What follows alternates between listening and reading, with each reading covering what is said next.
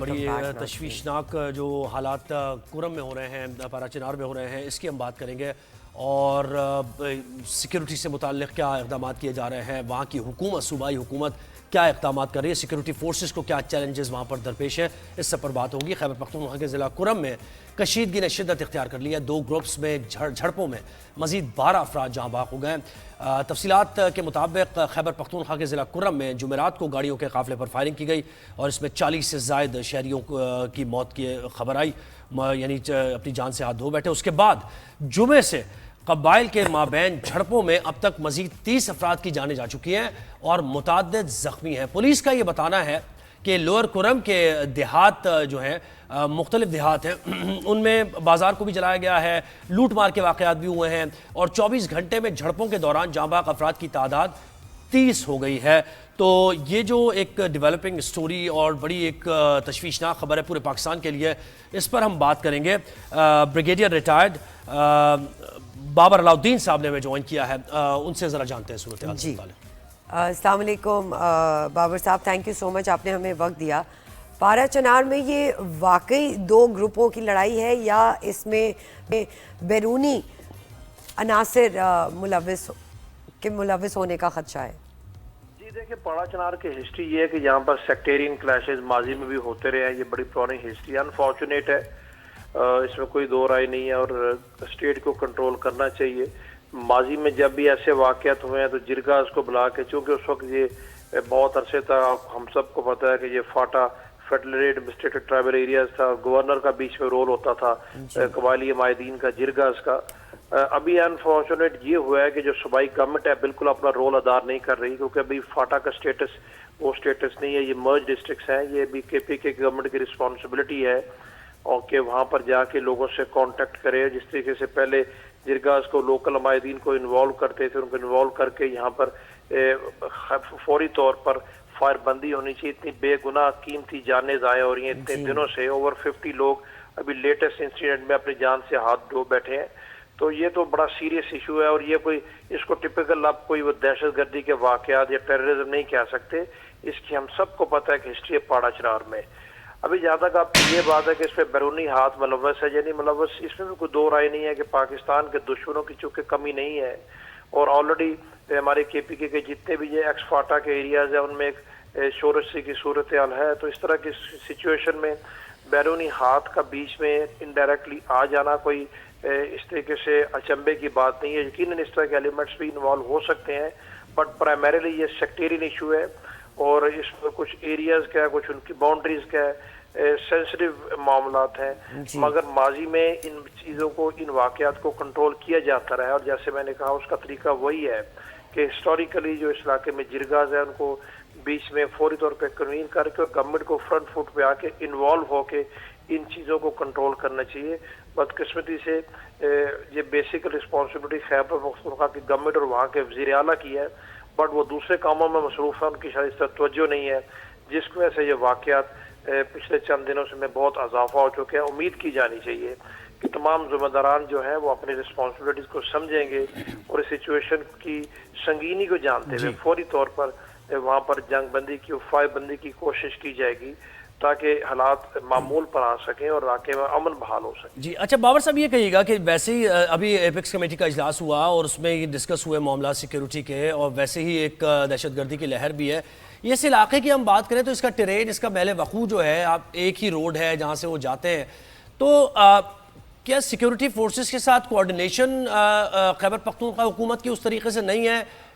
کیوں اس علاقے کو، اس روڈ کو سیکیور نہیں کیا جا سکتا؟ اس میں پرابلمز کیا ہیں؟ کیونکہ اتنا بڑا جانی نقصان ہو گیا، اور اس سے پہلے بھی واقعہ جیسے آپ نے کہا ہوتے رہے، اور ہسٹوریکلی یہ بالکل صحیح بات ہے۔ جی بالکل کوارڈینیشن کی کمی ہے پروونشل گورنمنٹ کی طرف سے، جہاں تک فوج کا، ایف سی کا اور وفاق کے زیر کنٹرول قانون نافذ کرنے والے اداروں کا تعلق ہے، وہ تو اپنا بھرپور کردار ادا کر رہے ہیں، وہ کوشش بھی کر رہے ہیں، گورنر سیکریٹریٹ سے بھی کوشش ہو رہی ہے، انٹیلیجنس ایجنسیز بھی کوشش کر رہے ہیں، بٹ جن کی رسپانسبلٹی ہے جن کی ذمہ داری ہے، جن کو اونرشپ لینی چاہیے، وہ اس طریقے سے انوالو نہیں ہو پا رہے. وہاں کے الیکٹڈ ریپرزینٹیٹیوز ہیں، ایم پی ایس بھی وہاں سے ہیں، پہلے ایم پی ایس نہیں ہوتے تھے، ایم پی ایس بھی ہیں، ایم این اے وہاں کے ایم این اے کی. اگر آپ اس سے پہلے کچھ پچھلے مہینے جو واقعہ تو وہاں کے جو ایم این اے ان کے اپنے خدشات ہیں، وہ بھی انہی شکایات کا اظہار کر رہے تھے کہ صوبائی حکومت اپنی ذمہ داری اس طریقے سے پوری نہیں کر رہی. تو اگر کوارڈینیشن ہوگی تو سچویشن ٹھیک ہو سکتی ہے. تو اس علاقے میں یعنی اس علاقے میں ٹھیک ہے، ایک تو ملک کے پی کے میں بھی بلوچستان میں بھی ہم دیکھ رہے ہیں کہ وہ دہشت گرد کارروائیاں ہوتی ہیں، پریمپٹ بھی کیا جاتا ہے،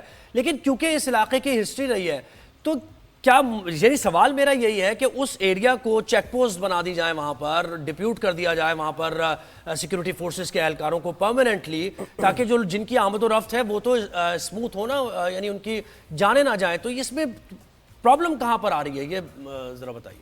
جی پرابلم بڑی دیکھیں، ایک پرائمری تو روڈ ایک ہی ہے جو مین روڈ ہے، باقی چھوٹے راستے ہیں جن پہ بڑی گاڑیاں نہیں جا سکتے، لوگ پیدل جاتے ہیں، چھوٹی گاڑیاں، بٹ چونکہ ایک روڈ ہے وہ گزر کے جاتی ہے. یعنی آئیڈینٹیفائڈ ہے نا، میں اس لیے کہہ رہا ہوں کہ آئیڈینٹیفائڈ ایک روٹ ہے یہاں، بس آپ نے اگر سیکیورٹی بڑھا دی ہے تو اس کو آپ سیکیور کر سکتے ہیں، یا پھر بڑا پرابلم ہے اس میں؟ آپ بتائیے اور وضاحت کیجیے. پرابلم یہ ہوتی ہے کہ ایک روڈ کے ایک انچ کو آپ سیکیور نہیں کر سکتے. چیک پوسٹ تو وہاں پر لگی ہوئی ہے، بٹ چونکہ وہ روڈ ہے وہاں سے گزر کے ہنگو سے آگے سے ٹال سے پاڑا چنار میں جاتی ہے. آپ کو پتہ ہے کہ اس روڈ میں جب ہنگو ٹال سے گزرتی ہے تو جو لوور کورم ہے اس میں ایک سیکٹ کے لوگ رہتے ہیں، وہ گزر کے سارے اپر کورم میں جاتے ہیں. تو وہاں پر رستے میں گھات لگا کے لوگوں کو ٹارگٹ کرنا، پھر وہ سارے کے سارے واقعات روڈ پہ نہیں ہوتے، وہ واقعات روڈ سے چھوٹی روڈز کے اوپر بھی ہوتے ہیں، چونکہ آبادیاں پھیلی ہوئی ہیں. روڈ کے اوپر تو ایک واقعہ ہو گیا اور اس کا پھر ریاکشن آ گیا. ایف سی اور فوج کوشش کر رہی ہے، لیکن ظاہر آپ کو پتہ ہے کہ وہ صرف اس روڈ کی حفاظت پہ معمور نہیں ہے، پورے کے پورے ہمارے کرم میں اور ساؤتھ نارتھ. جیسے سروت نے کہا بابر صاحب کہ بیرونی ہاتھ دیکھیں، وہ جو ہم اس کی میل وقوع کی بات کریں، افغانستان کا بھی اس میں پھر یعنی وہ علاقہ بھی سارا لگتا ہے نا اس میں، تو وہاں سے بھی کیونکہ کراس بارڈر ٹیررزم، افغانستان کی طرف سے دہشت گردوں کا آنا، حکومت نے بارہا اس بارے میں سوالات بھی اٹھائے، افغان حکومت سے کہا ہے کہ بھائی آپ یہ روکیں ان لوگوں کو، تو اس لیے یہ معاملہ مزید کمپلیکس ہو جاتا ہے. ٹھیک ہے، ایسے بالکل کمپلیکس ہو جاتا ہے، بیکاز افغانستان میں جو لوگ ہیں وہ ایک پرٹیکولر سیکٹ سے تعلق رکھتے ہیں پرائمریلی. ان کی طرف سے انٹرفیرنس کوئی ایسی بات نہیں ہے کہ جس پہ ہمیں کہہ سکیں کہ یہ نہیں ہوتی، ماضی میں ہوتی رہی ہے. بٹ ماضی میں گورنمنٹ افغانستان کی شاید کسی سٹیج کے اوپر آ کے اپنی رسپانسبلٹی کو سمجھتے ہیں. ابھی ویسے بھی آپ کو بتائیے گورنمنٹ افغانستان کی جو ہے بارہا ہمارے کہنے کی بتانے کے باوجود بھی وہ اعلیٰ سے دار اندازی کو نہیں روک رہی. تو اس علاقے میں وہاں سے لوگوں کا آ کے یہاں پر لوگوں کو ٹارگٹ کرنا تاکہ یہاں پر ایک تشدد کی اور انتشار کی ایک ہوا کو مزید طول دیا جائے، یہ کوئی اچنبے کی بات نہیں. میں آپ کے پاس اتفاق کرتا ہوں، ایلیمنٹ بالکل موجود ہے، فورن ایلیمنٹس بھی اس میں موجود ہیں، ان کا اپنا ایک کردار ہے اور اس طرح کے مواقع کے اوپر وہ لوگ زیادہ ایکٹیو ہو جاتے ہیں. بٹ ہمارے اینڈ پہ جو ہمیں کرنا چاہیے وہ تو ہمیں ہر صورت کرنا چاہیے، صورتحال کی سنگینی کو دیکھتے ہوئے پرائیورٹی کے اوپر یہ کام کرنا چاہیے. امیڈیٹ لوگوں کو انگیج کر کے سیز فائر کرنا چاہیے تاکہ حالات ٹھیک ہو. اور آپ دیکھیں اپنے طور پہ انہوں نے ڈیڈ باڈیز کو اور زخمیوں کو ویکیوٹ کرنے کے لیے ایک ہفتے کے سیز فائر کی ہے. اگر یہ سیز فائر ہو سکتی ہے تو پرماننٹ سیز فائر بھی ہو سکتی ہے، ماضی میں ہوتی رہی. وہی آپ کو میں نے کہا کہ بیٹر کوارڈینیشن کی ضرورت ہے. اس میں بیسک رسپانسبلٹی جو ہے پروونشل گورنمنٹ کی ہے کہ ان کی اونرشپ ہے وہ آگے آئے تاکہ فیڈرل گورنمنٹ اور سیکیورٹی فورس کے ساتھ مل کے نہ صرف اس روڈ کو سیکیور کیا جائے بٹ پرماننٹ بیسس کے اوپر اس مسئلے کا حل. اچھا بابر صاحب یہ بتائیے گا کہ واقعے کے بعد کے رسپانس کیا رہے ہیں ابھی تک؟ واقعے کے رسپانس ابھی تک تو فائر فائٹنگ کے رسپانسز رہے ہیں. وہاں پر جو سیکیورٹی فورسز ان کی کوشش اب تک یہ رہی ہے کہ دونوں فریقوں کو ایٹ بے رکھا جائے، قریب بنانے دیا جائے اور ایک ڈیٹیرنس اس علاقے میں ہو، کیجولٹیز کو ویکیوٹ کیا جائے. اس طرح کے کوششیں تو جاری ہیں. اسی وجہ سے آپ نے دیکھا کہ کوئی ایک ہفتے کا ٹروس اور سیز فائر وہاں پر، بٹ یہ ٹروس اور سیز فائر پرماننٹ نہیں ہے. میں نے جیسے کہا کہ زیادہ انگیج کمیونٹیز کو کر کے اس مسئلے کا حل تلاش کیا جانا چاہیے. ادروائز تو آئے روز کس طرح کے حکاموں سے ملک بدنام ہوتا ہے، لوگوں کی جانیں ضائع جاتی ہیں اور ادروائز جو ان علاقوں میں ایک شورش ہے اس کو ہوا ملتی ہے تو بڑا سیریس ایشو ہے سیکٹیرین، اس میں کوئی دو رائے نہیں ہے. بٹ اس طرح کے مواقع حالات میں سیکٹیرین ایشو کو آگے مزید हवा देने के लिए दूसरे बहुत सारे एलिमेंट्स बीच में आ जाते हैं वो जो इसको ऑलरेडी encourage दहशतगर्दी का खतरा भी ज़्यादा अफगानिस्तान जाता की है। तरफ से उनका आना और इंटरफेयर करना ये कोई हैरानगी की बात नहीं होगी। बिल्कुल ठीक है जी, थैंक यू सो मच।